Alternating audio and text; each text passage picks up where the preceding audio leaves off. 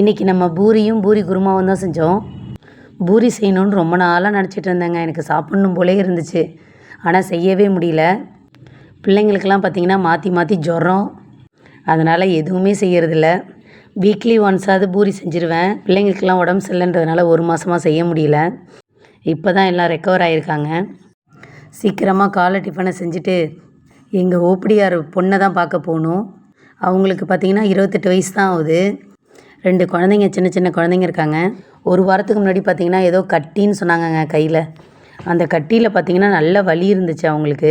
டக்குன்னு ஆப்ரேஷன் பண்ணி எடுத்துட்டா கூட அந்த வலியே தெரியாதுங்க. ஆப்ரேஷன் பண்ணுறத விட டெஸ்ட்டுன்னு ஒன்று எடுக்கிறாங்க பாருங்கள், அதுதான் ரொம்ப கொடுமையாக இருக்குது. டெஸ்ட் எடுத்து பெங்களூருக்கு அனுப்புனாங்க. 1 வீக் ஆணுச்சு வர்றதுக்கு, ரிசல்ட் வர்றதுக்கு. நார்மல் கட்டின்னு சொல்லிட்டாங்க. அவங்களுக்கு இப்போ ஆப்ரேஷனும் பண்ணியாச்சு, நல்லா இருக்காங்க. அவங்கள தான் இப்போ பார்க்க போகிறோம். அதனால தான் அவசர அவசரம் வேலை பார்த்துட்ருக்கேன். வியாதியை கூட தாங்கிடலாங்க, ஆனால் அவங்க எடுக்கிற டெஸ்ட்டை தாங்கவே முடியாது. முன்னாடிலாம் கன்சீவ் ஆனாங்கன்னா ஸ்ட்ரைட்டாக டெலிவரி மட்டும்தான். இப்போல்லாம் அப்படி கிடையாது. டெஸ்ட்டு எடுக்கிறாங்க பாருங்கள், அவ்வளோ டெஸ்ட்டு. பாவமாக இருக்குது. எந்த டெஸ்ட்டும் எடுக்காதப்பெல்லாம் கூட குழந்தைங்க நல்லா ஆரோக்கியமாக பிறந்தாங்க. இப்போ இவ்வளோ டெஸ்ட்டு வந்திருக்கு, இவ்வளோ ஃபெசிலிட்டிஸ் வந்திருக்கு. அப்போயும் எவ்வளோ குழந்தைங்க குறைபாடோடு பிறக்கிறாங்க. எனக்கு தெரிஞ்சு இப்போல்லாம் கடவுள்கிட்ட யாரும் பணம் கொடுங்க, பதவி கொடுங்க, பொன் கொடுங்க, பொருள் கொடுங்கலாம் கேட்குறதே கிடையாது. நல்ல ஆரோக்கியமாக வாழ வைங்க அப்படின்னு தான் கேட்குறாங்க. டெய்லி வேஜஸ் கூட பார்த்திங்கன்னா எனக்கு கை காலில் தெம்பு கொடுங்க அப்படின்னு தான் சொல்லி வேண்டுவாங்க. நானே பார்த்துருக்கேன். இந்த காலத்தில் யார் நோய் இல்லாமல் வாழ்கிறாங்களோ அவங்களே பெரிய பணக்காரவங்கங்க.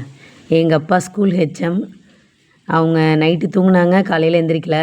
அவங்க கடமையெல்லாம் முடிச்சுட்டு போயிட்டாங்க. அது மாதிரியே நானும் ப்ரே பண்ணிக்கிறேன், எந்த ஒரு டிசீஸும் இல்லாமல் நம்ம பிறவி பலனை முடிச்சுட்டு வரேன்ப்பா, பார்த்துக்கோங்கன்னு சொல்லியிருக்கேன்.